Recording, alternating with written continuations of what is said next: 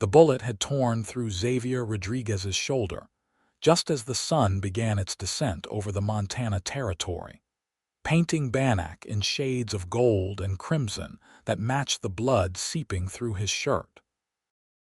He stumbled through the dusty Main Street, one hand pressed against the wound, his vision blurring as he tried to make sense of which direction to go.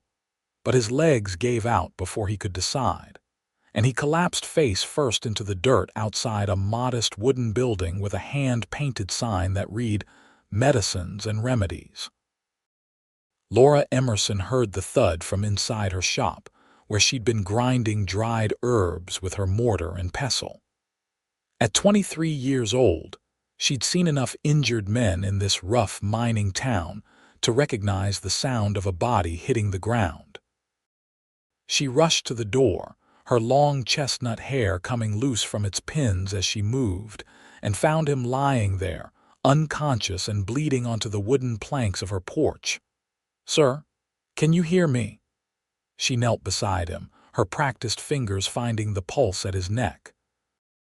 It was there, weak but steady. She noted the quality of his clothes, the well-made boots, the leather vest that spoke of a working cowboy rather than a miner or drifter. His dark hair was matted with sweat and dust, and his face, though pale from blood loss, had strong, honest features that suggested he was somewhere in his mid-20s. Laura had no time to wonder what had happened, or who had shot him.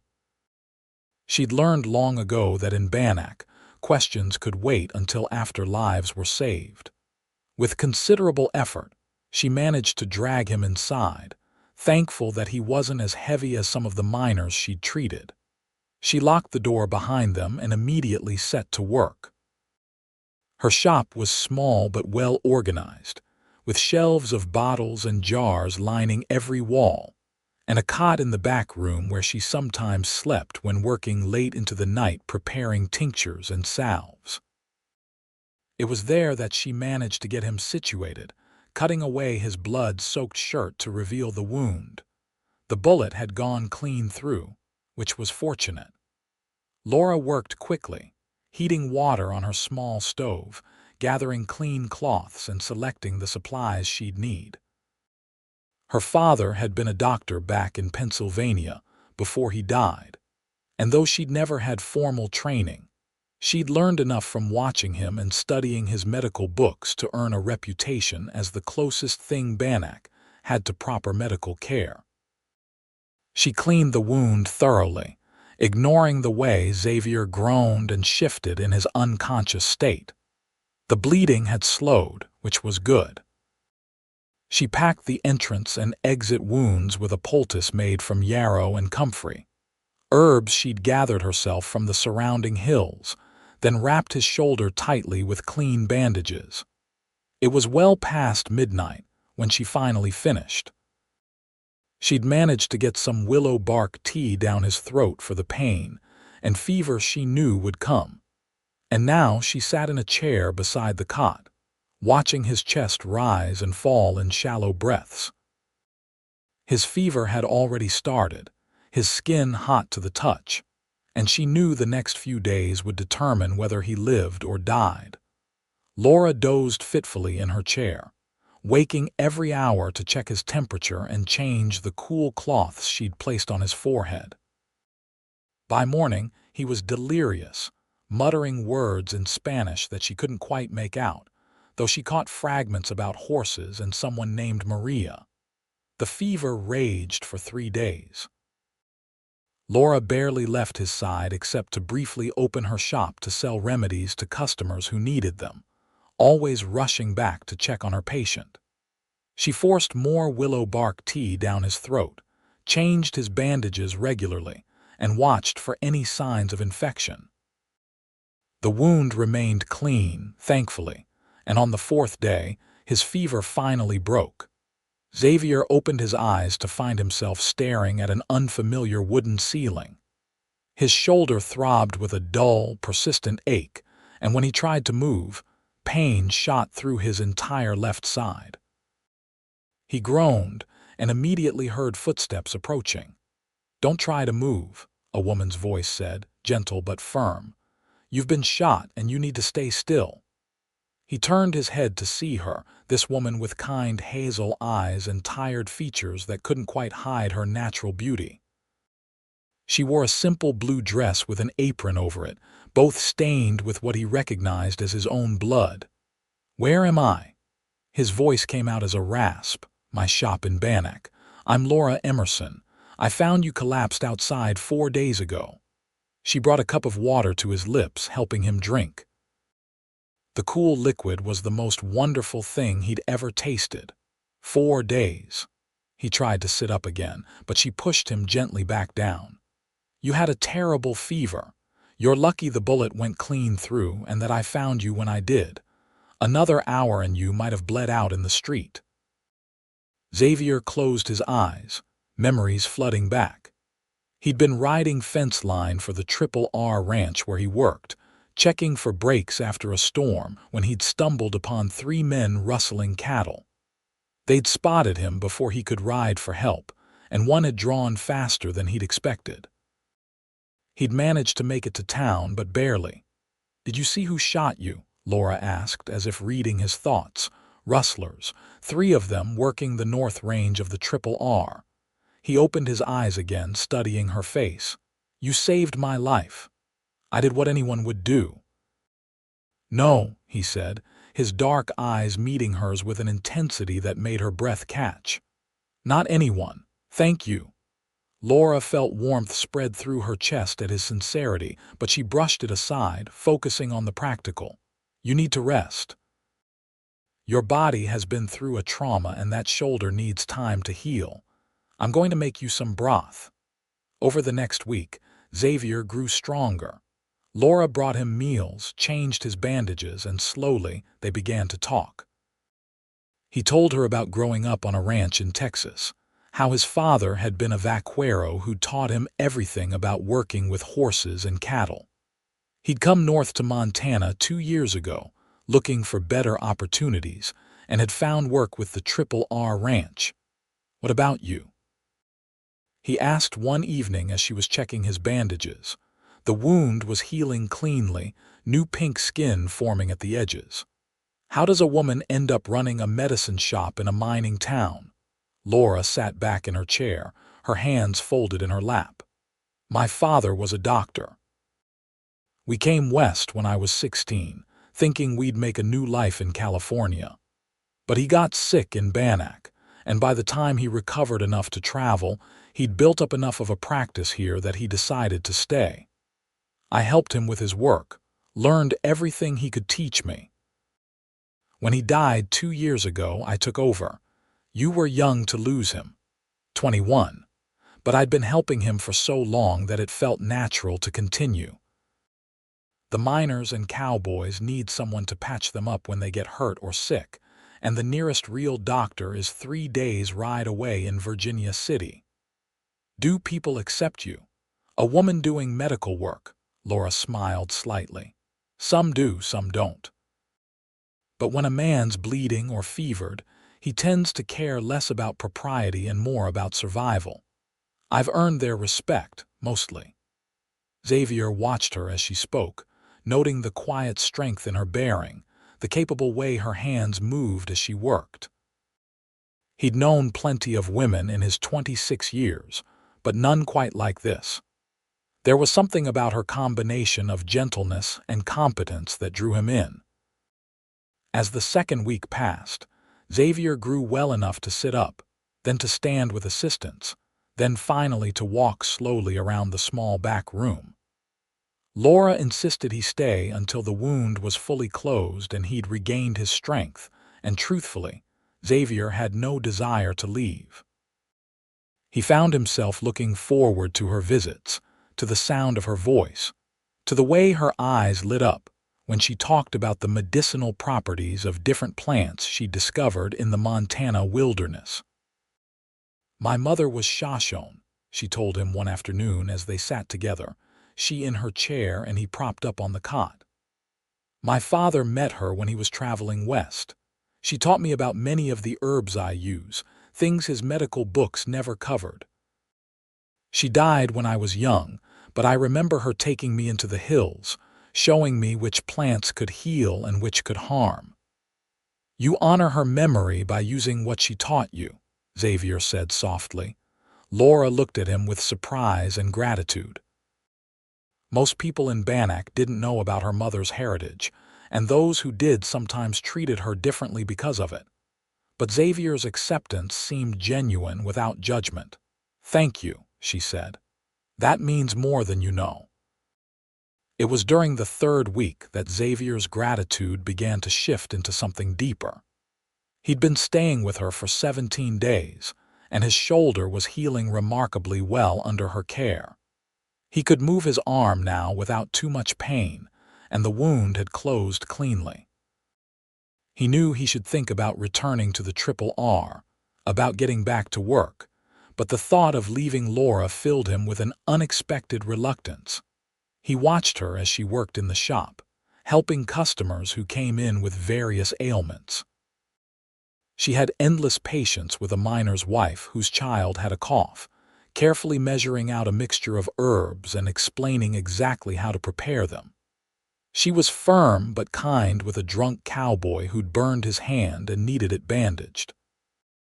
She moved through her space with confidence and grace, and Xavier found himself noticing everything about her. The way she tucked her hair behind her ear when she was concentrating, the small smile that played at her lips when she was pleased with her work, the genuine compassion in her eyes when someone was suffering. One evening, as she brought him dinner, he caught her hand as she set down the plate. "Laura, I need to tell you something." She looked at him, her hand warm in his. "What is it?" "I think I'm falling in love with you." The words hung in the air between them. Laura's eyes widened and she slowly pulled her hand away. "Xavier, you're grateful. That's natural, but it's not the same as love." "Don't do that," he said, his voice gentle but firm. "Don't diminish what I'm feeling. I know the difference between gratitude and love. Yes, I'm grateful that you saved my life, but that's not why I look forward to seeing you every moment of the day. That's not why my heart beats faster when you walk into the room. That's not why I lie awake at night thinking about what it would be like to spend my life with you." Laura sat down slowly in her chair, her hands trembling slightly. "You don't really know me. It's only been 3 weeks. I know that you're kind and strong and intelligent. I know that you care for people even when they can't pay you. I know that you work yourself to exhaustion making sure everyone in this town has access to medicine. I know that you have your mother's wisdom and your father's dedication. I know that when you smile, really smile, it's the most beautiful thing I've ever seen." He paused, his dark eyes serious. "And I know that I want to know everything else there is to know about you for the rest of my life if you'll let me." Tears pricked at Laura's eyes. No one had ever spoken to her like this before. She'd had suitors over the years, miners and cowboys who'd shown interest, but their attention had always felt superficial or opportunistic. This was different. Xavier's devotion felt real, deep, and utterly sincere. "I'm afraid," she whispered. "Of what?" "Of believing in this and having it not be real. Of letting myself feel something and then losing it." Xavier reached out his good arm and she took his hand again. "I can't promise that life won't be hard sometimes, or that we won't face challenges. But I can promise you that what I feel is real, and that I'm not going anywhere unless you tell me to go." Laura looked into his eyes for a long moment, searching for any hint of deception or uncertainty. She found only honest devotion and hope. "I don't want you to go," she said finally. "I've been trying not to admit it to myself, but I've felt something for you too. I just wasn't sure if it was right to feel this way about someone I was caring for. And now I think maybe we've been given a gift. You could have died that day in the street, but you didn't. Maybe there's a reason for that." Xavier smiled and it transformed his face. "Come here." Laura moved closer and he reached up with his good arm to cup her face gently. "May I kiss you?" She nodded, her heart pounding, and he drew her down to meet his lips. The kiss was soft and tender, full of promise and possibility. When they pulled apart, Laura was smiling, truly smiling in a way she hadn't in years. "So what happens now?" she asked. "Well, I need to get back to the Triple R at some point and let them know I'm alive. I'm sure they're wondering what happened to me. But after that, if you're willing, I'd like to court you properly.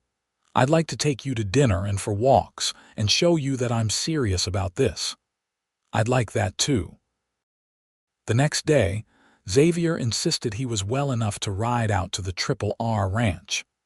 Laura was reluctant to let him go, worried about his shoulder, but he assured her he'd take it easy. She helped him saddle a horse at the livery stable, fussing over him like a mother hen until he caught her hands and kissed her, right there in front of the stable master and two passing miners. "I'll be back before dark," he promised. "Count on it." And he was. He returned just as the sun was setting, riding slowly into town with his arm in a sling Laura had fashioned for him. He found her closing up the shop and swept her into a one-armed embrace that made her laugh. "My boss, Mr. Thornton, was relieved to see me alive," he reported. "Apparently they found my horse wandering loose and feared the worst. When I told him about the rustlers, he said they'd already caught 2 of the 3. The third got away, but with just 1 man, they don't think they'll try again. That's good news. There's more. I told Mr. Thornton that I was courting you, and he said when I'm ready to settle down proper, there's a foreman position opening up. Better pay and a small house on the ranch property." Xavier paused, his expression turning serious. "I know it's early to talk about such things, but I wanted you to know that I'm thinking about the future, our future if you want it." Laura felt warmth spread through her chest. "I want it," she said softly. "I want to see where this goes," and so they began their courtship. Xavier continued to work at the Triple R, but he spent every free moment in town with Laura. He'd ride in after his work was done, often arriving dusty and tired, and she'd make him dinner in the small kitchen behind her shop. They'd talk for hours about everything and nothing, learning the details of each other's lives. She discovered that he loved poetry, that he could quote Whitman and Longfellow from memory, despite having little formal education.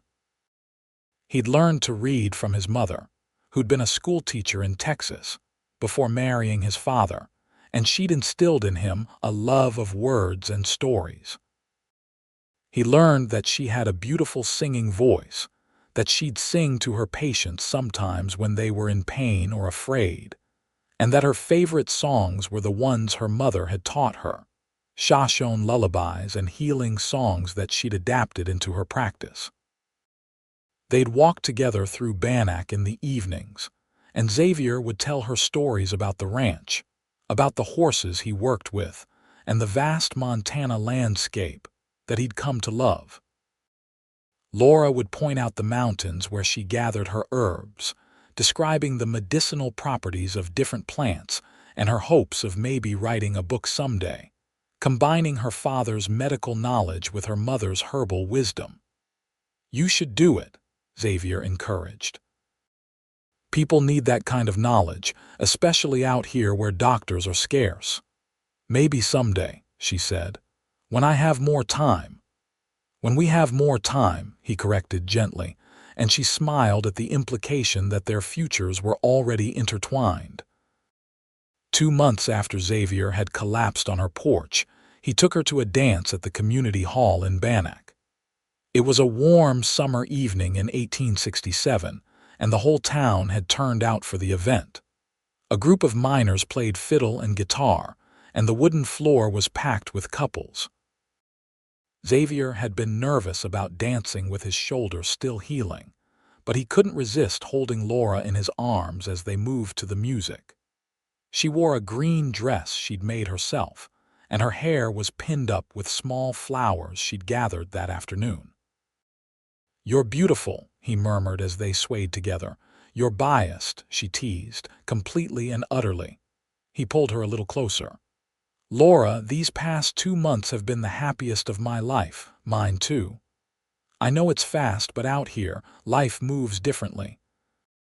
We don't have the luxury of endless time. I love you and I want to spend my life with you. I want to marry you if you'll have me. Laura's breath caught. She looked up at him, seeing nothing but sincerity and devotion in his eyes. Are you asking me? Not yet, not properly. I want to do this right. I'm asking if you'd be willing to say yes when I do ask properly, with a ring and everything you deserve.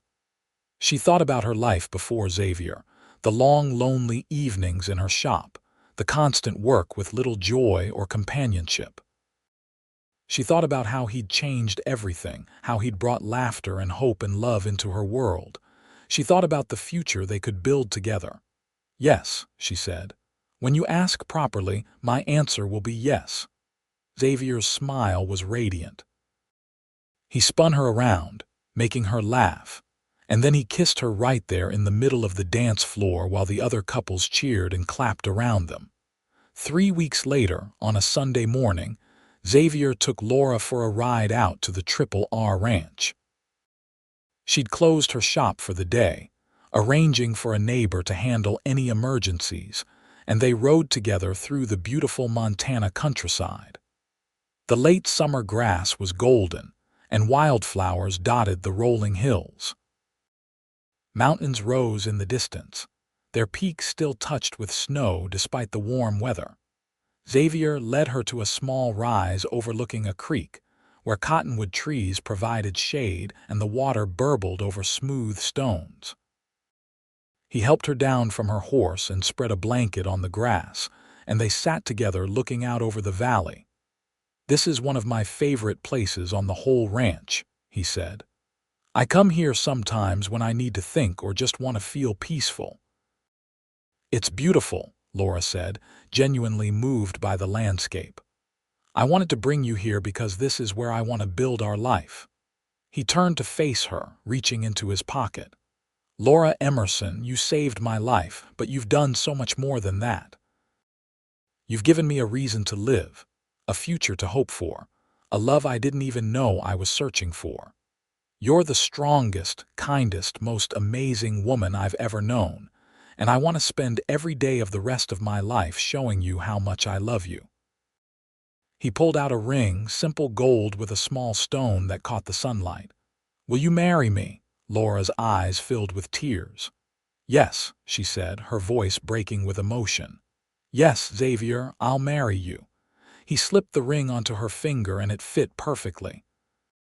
Then he pulled her into his arms and kissed her deeply, pouring all his love and devotion into that moment. When they finally pulled apart, both were smiling through tears of joy. Where did you get this ring? Laura asked, admiring it on her hand. I've been saving my wages since the day I realized I loved you. I rode to Virginia City last week and found it at a jeweler's there. I wanted to give you something real, something that showed this isn't just words but a true commitment. It's perfect, Laura said. You're perfect.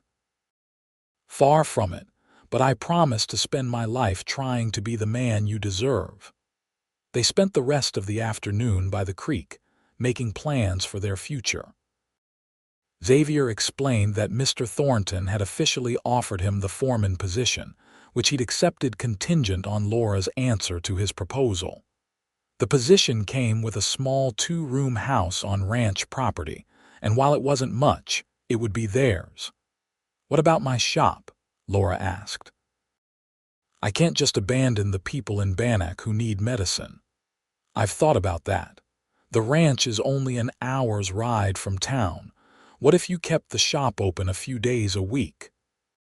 We could arrange your schedule so you're in town when people need you most, and maybe train someone to help you so you're not carrying the whole burden alone. That could work, Laura said thoughtfully.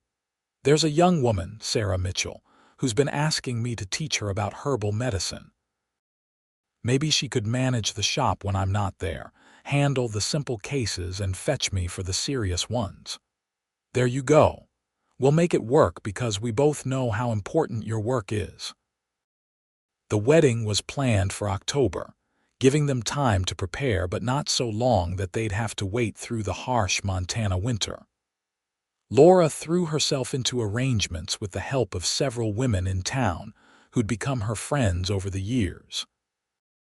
She sewed her own wedding dress, simple white cotton with lace at the collar and cuffs, working on it in the evenings after the shop closed. Xavier spent his time getting their little house ready. It needed repairs and cleaning, and he worked tirelessly to make it a proper home. He built new furniture, a table and chairs, a bed frame that he carved with intricate patterns during the long evenings. He whitewashed the walls and fixed the leaking roof, and he planted a small garden outside where Laura could grow some of her medicinal herbs. During those months before the wedding, their love continued to deepen. They learned each other's rhythms and habits, their hopes and fears. Xavier told Laura about his family in Texas, his 3 younger sisters who he missed terribly and hoped would visit someday. Laura shared stories about her father's final days, the grief she still carried, and how healing it was to have Xavier's love helping to fill that empty place in her heart. They had disagreements, of course. Laura worried that Xavier was working himself too hard getting the house ready on top of his foreman duties. Xavier fretted over Laura's tendency to give away medicine to those who couldn't pay, concerned about her financial stability. But they learned to talk through their concerns, to listen and compromise, building the foundation of communication that would sustain their marriage. One evening in late September, as they sat on the porch of Laura's shop watching the sun set, Xavier brought up something that had been on his mind. "I want you to know that I see your work as equal to mine," he said. "I know some men would expect their wife to give up everything and just focus on keeping house, but that's not what I want. Your healing work matters, Laura. It saves lives and helps people. I want to support you in continuing it, just like I hope you'll support me in my work at the ranch." Laura squeezed his hand. "That means everything to me. I was worried about how we'd balance it all, but hearing you say that makes me believe we really can make this work. We can make anything work as long as we're honest with each other and remember that we're partners in this life." The wedding day arrived with perfect autumn weather. The leaves had turned gold and red, and the air was crisp, but not yet cold. They were married in the small church in Bannack, with what seemed like the entire town in attendance. Laura wore her handmade dress and a crown of dried flowers, and Xavier wore his best suit, his dark hair neatly combed, his eyes shining with love as he watched his bride walk down the aisle. Sarah Mitchell, Laura's apprentice, served as her bridesmaid, and one of Xavier's fellow cowboys from the R stood up as his best man. The ceremony was simple but heartfelt. When the minister pronounced them husband and wife, Xavier kissed Laura with such tenderness that several women in the congregation dabbed at their eyes with handkerchiefs. The whole town celebrated with them at a reception in the community hall. There was music and dancing, food that everyone had contributed to, and toasts to the newlyweds. Mr. Thornton, Xavier's boss, gave a speech about how Xavier was the finest cowboy and now foreman he'd ever had the pleasure of employing, and how lucky he was to be marrying a woman as skilled and dedicated as Laura. "To Xavier and Laura," he concluded, raising his glass. "May your love grow stronger with each passing year, and may you build a life together filled with joy and purpose." Everyone drank to that, and then the dancing began. Xavier held Laura close as they moved to the music, both of them glowing with happiness. "How does it feel to be Mrs. Rodriguez?" Xavier murmured into her ear. "It feels right," Laura said, "like everything in my life has been leading to this moment." "Mine too. From the moment I collapsed outside your shop, my life changed for the better." Don't remind me about you collapsing, she said with mock severity. That was one of the most frightening days of my life. But look what came of it. Sometimes the worst moments lead to the best outcomes. They stayed at the reception until late into the night, celebrating with their friends and neighbors. Finally, they rode out to the Triple R Ranch together, to the little house that was now their home. Xavier carried Laura over the threshold and she laughed at the traditional gesture. "Welcome home, Mrs. Rodriguez," he said, setting her down gently. Laura looked around the house that Xavier had worked so hard to prepare. In the lamplight, she could see all the care he'd taken. Fresh curtains hung at the windows, curtains she'd made herself. The furniture he'd built was sturdy and beautiful. The bed was made with a quilt her friends had given them as a wedding gift, each square sewn by a different woman in town. On the table sat a vase of wildflowers, and she knew Xavier must have picked them that morning. "It's perfect," she said, turning to embrace him. "Everything about this day has been perfect." "The day's not over yet," Xavier said, his voice taking on a deeper tone. He cupped her face in his hands and kissed her slowly, deeply, with all the passion he'd been restraining during their courtship. Laura melted into his embrace, her arms winding around his neck. They'd waited for this moment, wanting to honor the commitment they were making to each other. And now that they were finally married, the desire between them was overwhelming. Xavier lifted her into his arms and carried her to the bed, and they came together as husband and wife with tenderness and passion, expressing their love in the most intimate way possible. Afterward, they lay tangled together in the quilts, talking softly and holding each other close. "I love you," Laura whispered. "I love you so much it almost frightens me." "Don't be frightened," Xavier said, stroking her hair. "I'll spend every day of my life proving that this love is real and lasting. I believe you." They settled into married life with remarkable ease. Laura kept her shop open 3 days a week, riding into Bannack on Monday, Wednesday, and Friday while Sarah managed things the other days. Xavier's work as foreman kept him busy, but he made sure to be home for dinner every evening, and they spent their nights together in their little house, talking about their days and making plans for the future. The winter of 1867 was harsh, but their love kept them warm. They'd sit by the fire in the evenings, Laura mending clothes or preparing medicines, while Xavier read aloud from books of poetry or adventure stories. Sometimes they'd just talk, sharing dreams and memories, learning new things about each other even though they already knew so much. In the spring, Laura discovered she was pregnant. She'd suspected for a few weeks but wanted to be certain before telling Xavier. When she finally confirmed it, she could barely contain her excitement. She waited until dinner one evening, watching Xavier as he ate the stew she'd prepared. "I have something to tell you," she said, trying to keep her voice steady. He looked up, immediately attentive. "What is it? Are you all right?" "I'm more than all right. Xavier, we're going to have a baby." The fork dropped from his hand, clattering onto his plate. For a moment he just stared at her, and then a huge smile broke across his face. "A baby? We're having a baby." "Yes," she laughed. "Probably in late October or early November." Xavier jumped up from his chair and pulled her into his arms, spinning her around before setting her down carefully, suddenly worried. "Is it safe for me to spin you? I don't want to hurt you or the baby." "I'm fine, we're fine," Laura assured him. "I'm healthy and strong, and I know how to take care of myself and the baby." "A baby," Xavier repeated, sinking back into his chair with wonder on his face.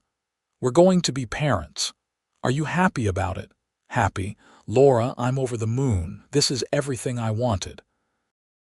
A life with you, a family of our own." He reached out to place his hand gently on her still flat stomach. "Hello, little one. I'm your papa and I already love you more than I can say."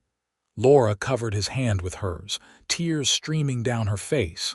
"We're going to be good parents." "The best," Xavier agreed. "This child is going to grow up knowing nothing but love." The pregnancy progressed smoothly. Laura continued her work at the shop, though she had to reduce her hours as she grew larger and more tired. Sarah stepped up admirably, taking on more responsibility and proving herself to be a natural healer. Xavier was attentive and protective, often worrying that Laura was doing too much, but she assured him that staying active was good for both her and the baby. They spent the summer preparing for the baby's arrival. Xavier built a cradle with the same care and attention to detail he'd put into all their furniture. Laura sewed tiny clothes and blankets, her heart swelling with love every time she imagined their child wearing them. They debated names endlessly, finally deciding on Lucas if it was a boy and Lily if it was a girl. In early November, Laura's labor began. Xavier rode frantically into Bannack to fetch Sarah, who'd agreed to assist with the birth. By the time they returned, Laura was in full labor, and Xavier was beside himself with worry. "I'm fine," Laura kept telling him between contractions. "This is natural. Women have been doing this since the beginning of time." "That doesn't make it any less frightening," Xavier said, gripping her hand.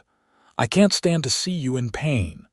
"The pain will pass and we'll have our baby." Sarah proved her competence, guiding Laura through the labor with calm expertise. Xavier stayed by his wife's side the entire time, offering her water, wiping her forehead with cool cloths, and whispering encouragement and love. After many long hours, their son was born. Xavier cut the cord with shaking hands, tears streaming down his face as he heard his child's first cry. Sarah cleaned and wrapped the baby, then placed him in Laura's arms. "He's perfect," Laura breathed, gazing down at the tiny red face, the shock of dark hair so like Xavier's. "Lucas," Xavier said, touching his son's tiny hand. The baby's fingers wrapped around his father's finger, and Xavier felt his heart expand in a way he'd never imagined possible. "Hello, Lucas. I'm your papa and this is your mama, and we love you so very much." Sarah left them alone after ensuring both mother and baby were healthy. Xavier climbed into bed beside Laura and they sat together, both of them staring in wonder at the life they'd created. "He has your hair," Laura said. "And your nose," Xavier replied. "And hopefully your intelligence and kindness. And hopefully your strength and devotion." They spent the rest of the night like that, taking turns holding Lucas, marveling at every tiny feature, every sound he made. Xavier had never felt such a profound sense of purpose and joy. His gratitude for Laura, which had turned into devotion and then love, now deepened into something even more powerful. She'd given him not just her love, but this incredible gift of family, of belonging, of home. The first few months with Lucas were exhausting but wonderful. Laura had to take an extended break from her shop, but Sarah managed beautifully, consulting Laura on difficult cases and building her own reputation as a skilled healer. Xavier took on the role of fatherhood with the same dedication he brought to everything else, waking in the night to help with Lucas, changing diapers without complaint, and spending hours just holding his son and talking to him about everything and nothing. "He can't understand you yet," Laura said one evening, watching Xavier have a one-sided conversation with Lucas about the proper way to handle a horse. "Maybe not the words, but he'll know the sound of my voice. He'll know his papa loves him and wants to teach him about the world." By the time Lucas was 6 months old, Laura was back at work part-time, and they'd settled into a rhythm as a family. The little house that had seemed cozy for two people felt even more like a home with the addition of their son. Xavier had added a small room onto the house specifically as a nursery, working on it during his free time over the winter. Life continued its steady rhythm. Xavier excelled as foreman, earning the respect of all the men under his supervision. Laura's reputation as a healer continued to grow, and people came from miles around to seek her expertise. Sarah became her full partner in the business, and together, they served the medical needs of Bannack and the surrounding area.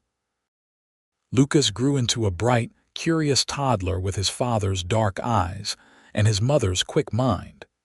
He loved following Xavier around the ranch, imitating his father's walk and trying to help with the horses. He'd sit in Laura's shop and watch her prepare medicines, asking endless questions about why she mixed certain plants together and how they helped people feel better. When Lucas was 3, Laura became pregnant again. This time she knew what to expect, and while the pregnancy was harder than the first, she managed well with Xavier's support and Sarah's help. In the spring of 1872, they welcomed a daughter. Lily, Laura said, looking down at her newborn daughter. Lily Maria Rodriguez. Maria. Xavier asked, his voice thick with emotion. The name was a surprise, one they hadn't discussed. After your sister in Texas, the one you've told me so much about, I thought it would be nice to honor your family. Xavier had to turn away for a moment, overcome. When he turned back, tears were running down his face. Thank you. That means more than you know. Lucas was fascinated by his new sister. He'd sit beside Laura while she nursed Lily, asking questions about babies and insisting that he was going to teach her everything she needed to know. Xavier would watch his family with a sense of overwhelming gratitude, still sometimes unable to believe that this was his life. You ever think about that day? Laura asked one evening when the children were both asleep. They sat on their porch, watching the sun set over the Montana landscape, much as they'd done countless times before. What day? The day you collapsed outside my shop, the day that started all of this. Xavier reached for her hand. All the time. I think about how different my life would be if I hadn't been there at that exact moment, if you hadn't found me, if you hadn't had the skill to save me. I think about how my gratitude turned into something so much deeper, how it became devotion, and then love, and now this whole beautiful life we've built together. I think about it too, about how terrified I was when I found you bleeding in the street. About how I didn't expect to fall in love with you, but how natural it felt when I did. About how you've given me everything I never knew I needed. We've given it to each other, Xavier said, pulling her close. I was just a cowboy who got shot. You were the woman who saved me. But together, we became something more. A family. A family, he agreed. And I wouldn't change a single thing about how we got here. The years continued to pass, each one bringing new joys and challenges. Lucas grew into a capable young boy who loved the ranch and the horses as much as his father did. Lily proved to be as skilled with healing as her mother, showing interest in Laura's work from a young age. Sarah eventually married one of the ranch hands and started her own family, but she and Laura remained partners in the medicine shop, serving their community together. Xavier's devotion to Laura never wavered. Even after years of marriage, he still looked at her with the same love and admiration he'd felt when he first realized he was falling for her. He'd bring her wildflowers picked from the fields, write her poems in the evenings, and find countless small ways to show her that his gratitude for her saving his life had transformed into a love that only grew stronger with time. Laura, in turn, showed Xavier every day that she'd chosen him not out of obligation or convenience, but out of genuine love. She supported his work, celebrated his successes, and stood by him during the difficult times that inevitably came. When the ranch faced a hard winter with cattle losses, she was there to encourage him. When he struggled with a difficult personnel decision, She listened and offered perspective. They were true partners in every sense of the word. In 1875, Xavier's sisters finally came to visit from Texas. It was a joyous reunion, with Maria, Carmen, and Alina all exclaiming over how well their brother looked, how happy he was, and how beautiful his family was. They spent 2 weeks at the ranch, and Laura loved getting to know the women who'd helped shape Xavier into the man he'd become. "He talks about you all the time in his letters," Maria told Laura one afternoon as they prepared dinner together. "He says you saved his life." "I nursed a wound, but he would have been fine," Laura said modestly. "No, I mean you saved his life in every way. Before you, he was drifting. He had work and purpose, but no real joy, no home in his heart. You gave him that. You gave him everything." Laura felt tears prick her eyes. "He gave me just as much. I was alone, just focused on my work, not letting anyone get close. He changed that. His gratitude turned into the deepest devotion I've ever known, and it showed me what love could really be." The sisters' visit was a highlight of that year, and they promised to come back and to write more often. Xavier was happier than Laura had ever seen him, finally having his family connected again, even across the distance. As the 1870s progressed, Bannack began to change. The gold was running out, and people started leaving for opportunities elsewhere. But Laura's medicine shop remained essential, and the Triple R Ranch continued to thrive under Xavier's capable management. Their family had become a cornerstone of the community, respected and loved by everyone who knew them. Lucas, at age 10, announced that he wanted to be a rancher like his father. Lily, at 7, declared she would be a healer like her mother. Xavier and Laura supported both dreams, knowing that their children would find their own paths in time, but pleased that they wanted to follow in their parents' footsteps. In 1878, when Lucas was 11 and Lily was 8, Laura discovered she was pregnant again. It was unexpected, and at 34, she knew this pregnancy would be harder than the previous ones. But Xavier was overjoyed, and she found herself excited about adding another child to their family. "Maybe this one will be a surprise," Xavier joked. "Different from both of us, with their own unique path." "As long as they're healthy, I don't care what they're like," Laura said, though she was smiling.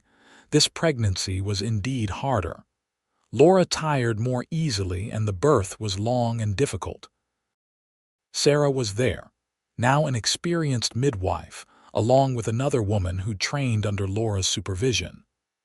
Xavier stayed by his wife's side throughout, holding her hand and offering encouragement. Finally, after a labor that lasted nearly a full day, their second son was born.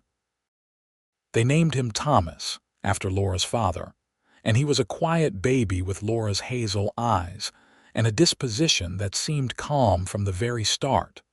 Lucas and Lily adored their new brother. Lucas was old enough to be genuinely helpful, fetching things for his mother and keeping Lily entertained when Laura needed to rest. Lily would sing to Thomas, the same Shoshone lullabies her mother had taught her, and the baby would quiet at the sound of her voice. Xavier was 40 years old now, silver threading through his dark hair, but he approached fatherhood with the same enthusiasm he'd had with their first child. He'd carry Thomas around the ranch in a sling Laura made, showing him the horses and the land, talking to him just as he'd done with Lucas. "Our family is complete now," Laura said one evening as they sat together on their porch, watching their 3 children play in the yard. "It's more than I ever dreamed of," Xavier agreed.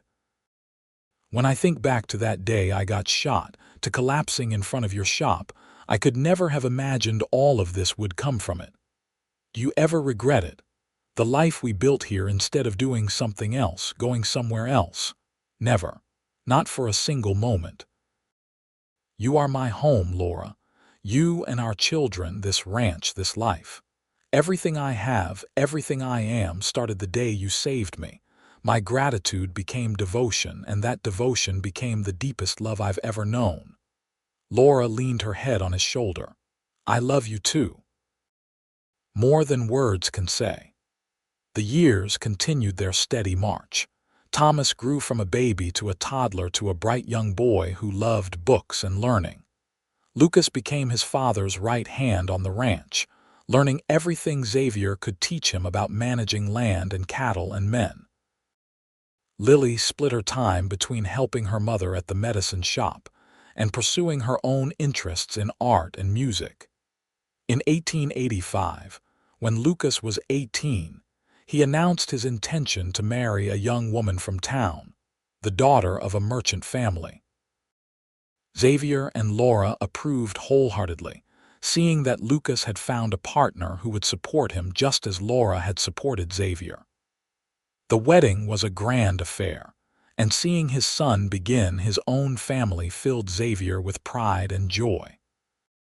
Lily, at 15, showed no interest in marriage yet, much more focused on her studies.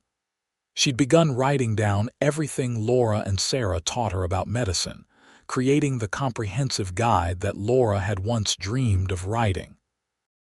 Sarah's daughter was now training as well, ensuring that the healing tradition they'd built would continue into the next generation.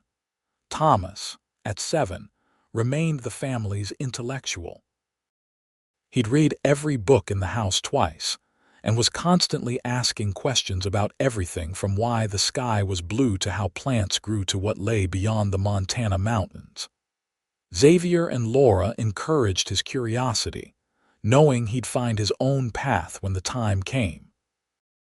Xavier was now 51 years old, and while he was still strong and capable, he'd begun thinking about the future. He'd trained Lucas thoroughly, and when Mr. Thornton retired in 1886, Lucas was offered the foreman position. Xavier stepped back into a consulting role, still involved with the ranch but with more time to spend with Laura and their younger children.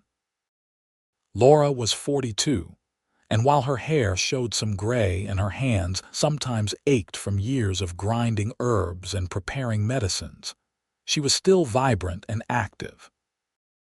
She'd cut back her hours at the shop, letting Sarah and the younger women handle more of the daily work, but she remained the heart and soul of the healing practice they'd built.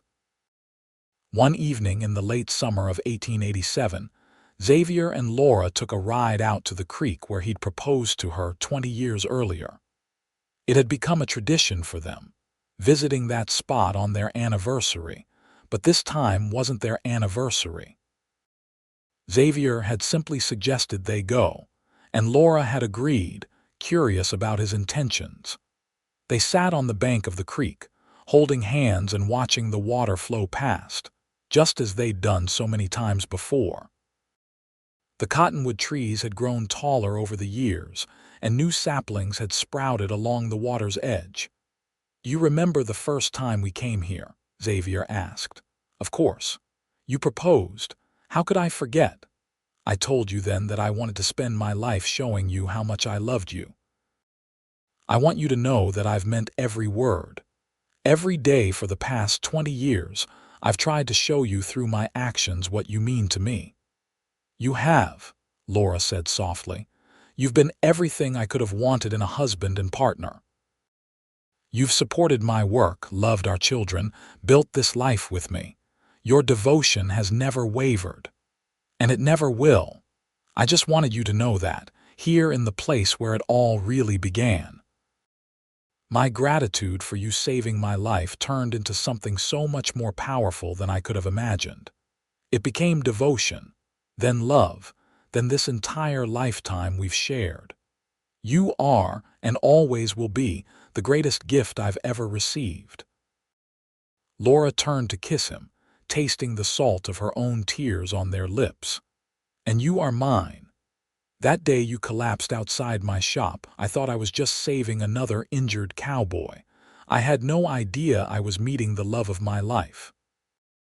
They stayed by the creek until sunset, talking about their children, their hopes for the future, and all the memories they'd built together. It was a perfect day, filled with the contentment that came from a life well lived and love well tended. The next decade brought more changes. Lucas and his wife had 3 children, making Xavier and Laura grandparents. Lily eventually did marry, at 22, to a teacher who'd come to Bannack. They opened a school together, combining her healing knowledge with his academic expertise to provide education for the area's children. Thomas went to university in the East, the first in their family to do so, studying medicine with plans to return and work alongside his mother and sister. Xavier and Laura settled into the rhythms of their later years. They'd moved into a larger house that Xavier built specifically for them, one with space for their growing family to gather. They spent their days working less and enjoying more, taking rides through the countryside, reading together in the evenings, and watching with pride as their children and grandchildren thrived. In 1897, Xavier turned 62. He was still healthy and strong, though he moved a bit slower than he once had. Laura was 53, her hair now more silver than brown, but her eyes still sparkled with intelligence and warmth. They celebrated Xavier's birthday with their entire family gathered around them, 3 children, 3 grandchildren, and another on the way. "What do you wish for?" Laura asked him that evening as they prepared for bed. "I have everything I could ever wish for," Xavier said simply. "A long life with you, children who are happy and healthy, grandchildren to carry on our legacy." "What more could a man want?" "Nothing," Laura agreed. "We've been blessed, more than blessed. I've been thinking lately about that day I got shot. It's been 30 years now. 30 years since I collapsed outside your shop and you saved my life. And changed both our lives forever." "Exactly. Sometimes I wonder what would have happened if I'd made it to a different building, or if you hadn't been there that day, or if you hadn't had the skill to save me. How different everything would have been. But you did make it to my shop, and I was there, and I did save you, and your gratitude turned into devotion, and we built this beautiful life. That's what matters." Xavier pulled her close. "I love you, Laura Rodriguez. I will love you until my dying breath and beyond.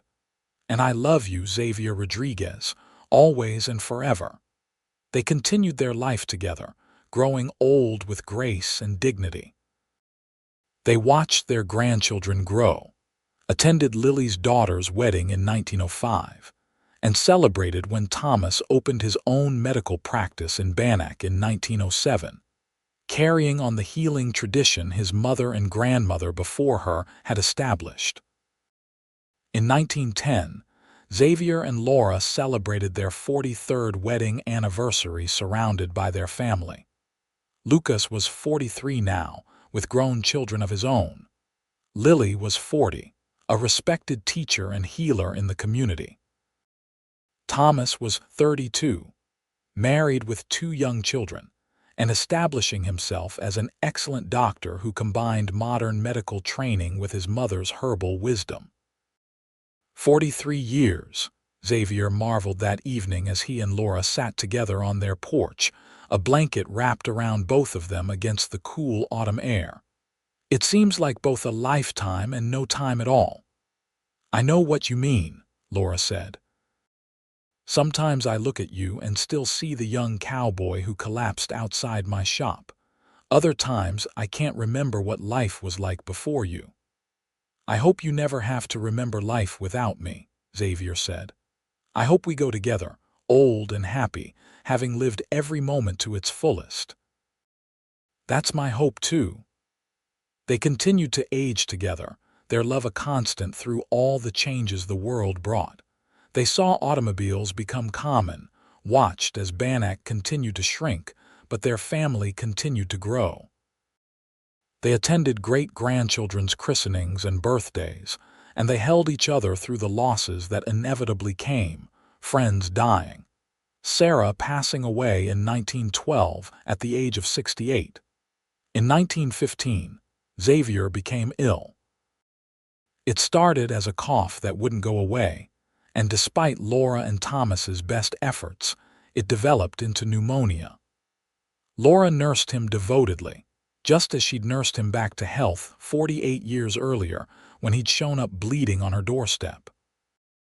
"You saved me once before," Xavier whispered to her one evening as she sat beside his bed, holding his hand.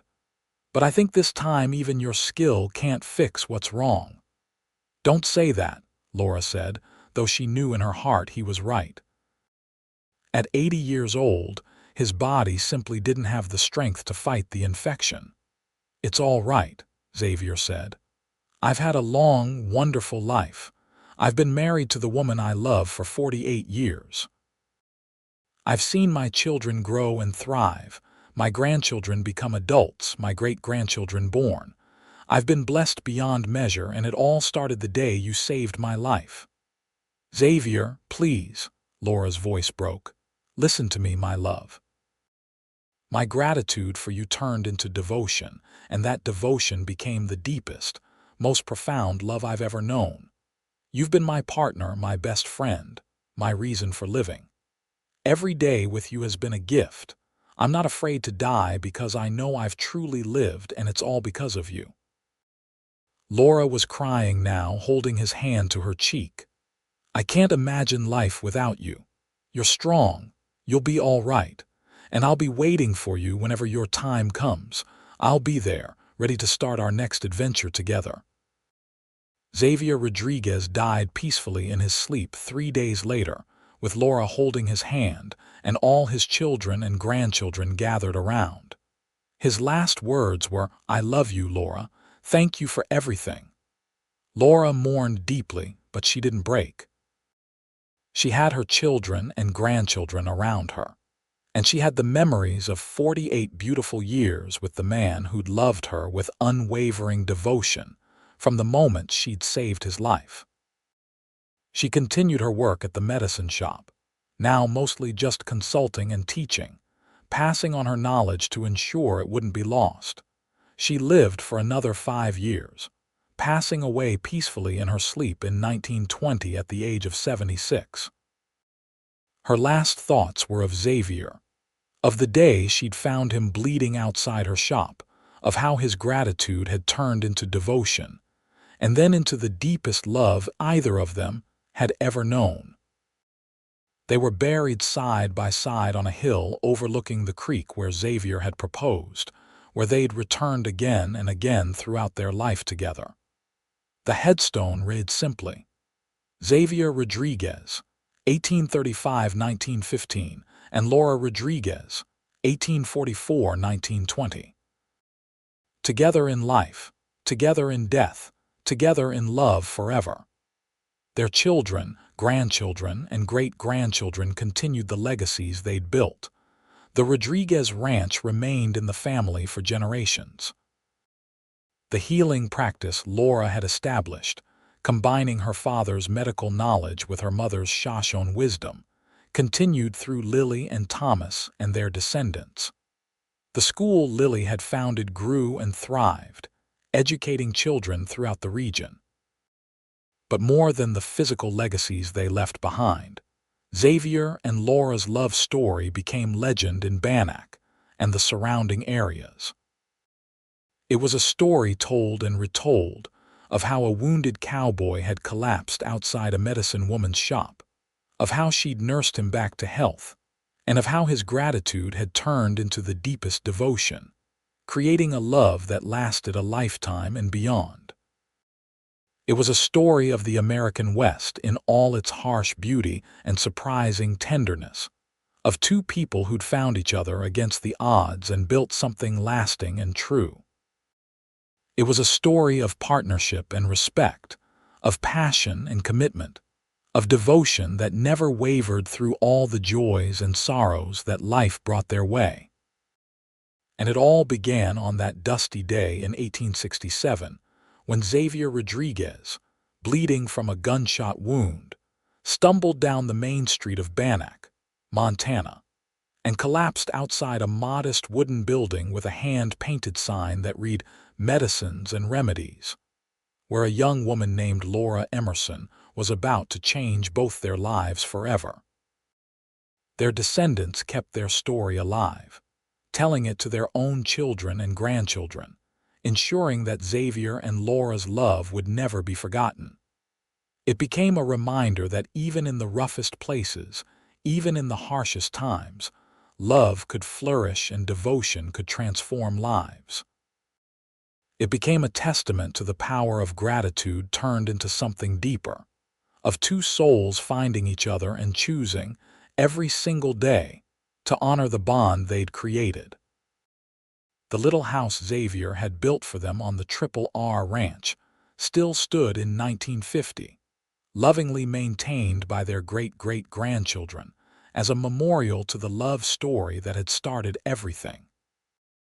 Visitors would come to see it, to hear the stories, to understand how one act of kindness and one man's grateful heart had created a legacy that spanned generations.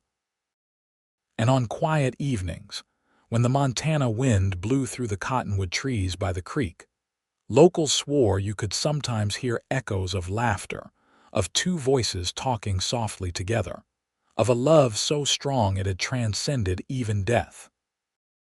Whether this was true or simply the romantic imagination of people who loved a good story, no one could say for certain.